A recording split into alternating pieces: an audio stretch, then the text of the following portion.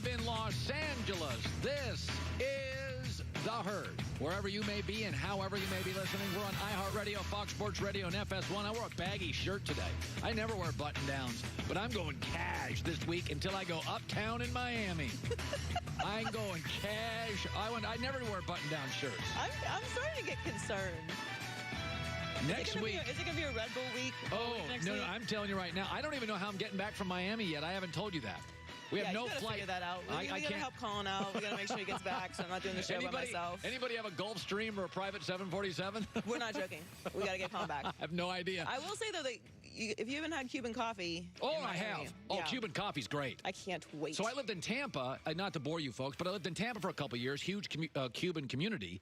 I love the food. The food's Cuban sandwiches, red rice and beans, the Cuban coffee. I'm going to smoke a cigar next week, and I haven't smoked a cigar in 15 years. 15 years? Yeah, when I had my son, I'm like, I got to get out of that cigar thing. Were you like a steady cigar smoker? Once a week. Oh, okay. Once a week. So that was like something to quit. I played golf back then, too. And I'll probably have a cigar next week, too. All right. But I smoke a cigar like once a month. Next week's show, sponsored by Lit. Okay, let me start the hour with this. Okay, so, there's a lot of, I've been very critical of Aaron Rodgers, and I mean, they're cheeseheads. They, middle of the country, you're mean, you're a coastal guy, you hate Aaron. No, I don't. I think Aaron can be condescending. I think Danny Cannell points out what I point out. I don't think he's a great leader. I think he's a great player. He's Jay Cutler with way more talent. He doesn't get along with all his teammates. Condescending, aloof, and I think he's a bailer as a person. He bails on friends, he bails on teammates, he bails on coaches, he bails on plays, and I think, but here's the thing about Aaron Rodgers. Are we sure Matt LaFleur can coach? Tennessee's offense got better without him. Now, you can say that's Ryan Tannehill. Green Bay's got slightly worse with him. Well, it's a new system. Even though I disagree in both cases, here's what I worry about Matt LaFleur.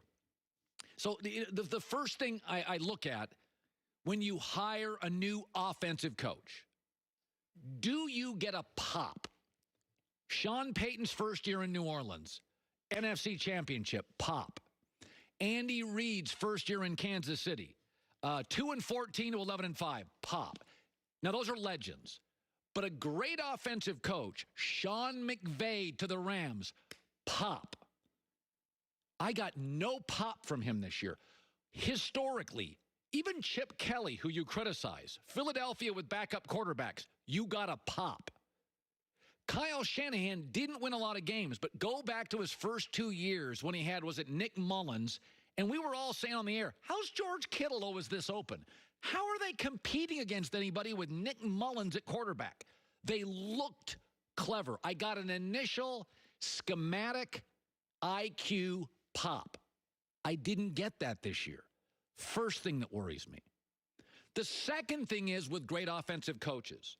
They give you, all the great ones give you a pop. It's like, whoa, whoa, whoa, Rams, McVay, whoa, whoa, whoa, Chip Kelly, Andy Reid, Sean Payton, Matt Nagy, by the way, in Chicago. I had that written down. Remember Nagy?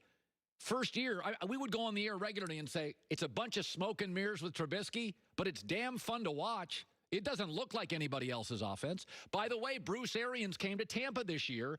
Jameis Winston, a lot of picks, but good Lord, that offense was all sorts of dizzying throws. I got no pop. Here's the second thing.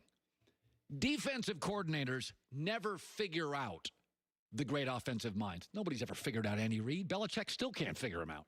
Nobody's figured out Sean Payton. Drew Brees got hurt. I'm 5-0 with Bridgewater. Nobody's figured out Bill Walsh. Nobody figured out Kyle Shanahan. He was good at every stop. You don't figure out great offensive people because great offensive people tend to be very cerebral. They're evolvers. They're adapters. They're constantly scheming, staying ahead of defense. But here's the other part. I not only didn't get a pop from LaFleur's offense, people started figuring it out. They were a bad second-half team. People figured it out off the script. And in their last 4 games, Green Bay scored 20, 21, 23, and 20. That's with Aaron Rodgers. The offense, second halves, later in the year, people started to figure it out. So, we can blame Aaron for everything. This was a guy that went to Tennessee. They were like 23rd in the league offensively. He took over. They went to 25th. Mariota pre, Mariota with. So forget the Tannehill thing. I just saw two things this year that I think are problematic. I got no pop with Aaron Rodgers, who's a smart guy who can pick up playbooks quick. And I also think teams started figuring them out at half and figuring them out, Green Bay, in the second, third, fourth quadrant of the season. So I think I don't know if he's the right guy. I just don't know. I think they had a very easy schedule this year and got a ton of breaks with their health and their schedule. Let me shift to this. So there was a story yesterday on another sports network that the Bengals are picking Joe Burrow. They're not moving the pick. And the Bengals came out to their website. They played it safe and said, that's not true. We don't have our first real evaluation of Joe Burrow. We watched them on TV. He's very good. We haven't done the evaluation process. We haven't really made the deep dive on Joe Burrow, and we may possibly trade it. I don't think they will. Historically, Cincinnati plays it safe with their top picks. But there was another story out yesterday that shows why the New England Patriots, and I know we all want to bury him, but it's a 20-year dynasty. Remember when they got Jimmy Garoppolo? They sent him to San Francisco for a second-round pick. Do you realize they got 4 players and 2 more picks with that second-round pick? So they got all sorts of stuff for Jimmy Garoppolo because New England, and they do this as well as anybody, Philadelphia is good at this, they manipulate other teams in the draft. So they got 1 pick for Jimmy Garoppolo and turned it into a running back, a linebacker, and a couple more picks. Damian Harris, Jarrett Stidham, the backup, Joejuan Williams, the defensive back from Vanderbilt. He's going to be a starter. Christian Sam, a linebacker. 4 players, 2 picks. 6 out of 1. This is what the draft is for. The draft is to manipulate good picks to get more picks. Okay, there's no reason to pay a fortune for first-round picks. You're better off having about the 12th to the 32nd because the money comes down and, you know, the top 10 picks, you're paying a fortune for guys. You don't know if they can play. Half those guys can't play. Cincinnati, in my opinion, should trade the pick. I don't think Joe Burrow is any guarantee that he's going to be a great player, especially in a division where you have the Rooney family. The Ravens are brilliantly coached and run. The Steelers are. Cleveland, say what you want, but I think their defensive personnel is out of this world. It's not about Baker and OBJ. I think their defensive personnel is really good, going to get better. But I'll give you a prime example of a team that I think would almost be bordering on negligence. Now, I do think if Cincinnati does the evaluation and their scouts say Burrow's a star, then draft him. You know, Andy Dalton, we're all tired of it. But I'll tell you a team that would almost be negligent if they didn't manipulate their pick is the New York Giants. So the Bengals may just say, we need a quarterback. I get it. Washington has a quarterback. They're going to take Chase Young. He's a great player. The second that Detroit has a quarterback, they also need defensive help badly, and there's a Ohio State corner everybody likes. But the Giants are in a rare spot. They don't need a quarterback. They don't need a quarterback. They've got theirs on a rookie deal. And the 2 teams after them, 3 actually, Miami, the Chargers, Carolina, they all need quarterbacks. So you've got 2 quarterbacks left. You've got 3 teams that need a quarterback. They are all knocking on that door. You rarely get in a situation where there's a handful of game-changing quarterbacks. All the teams right after you in the draft need it.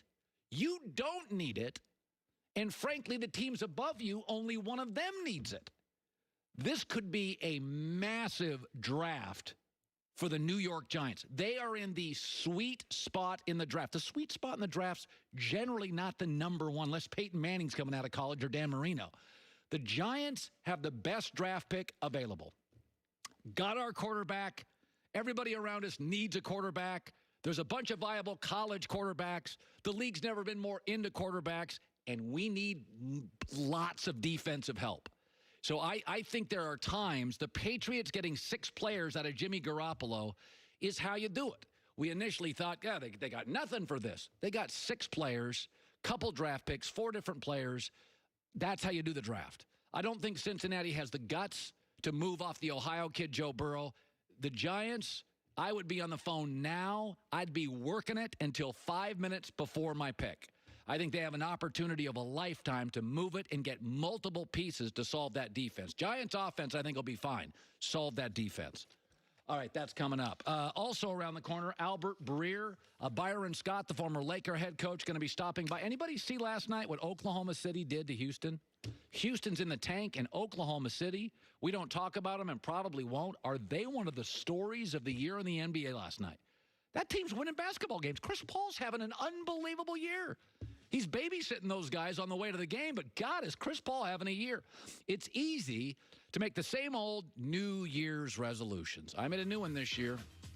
Already kind of bailed on it.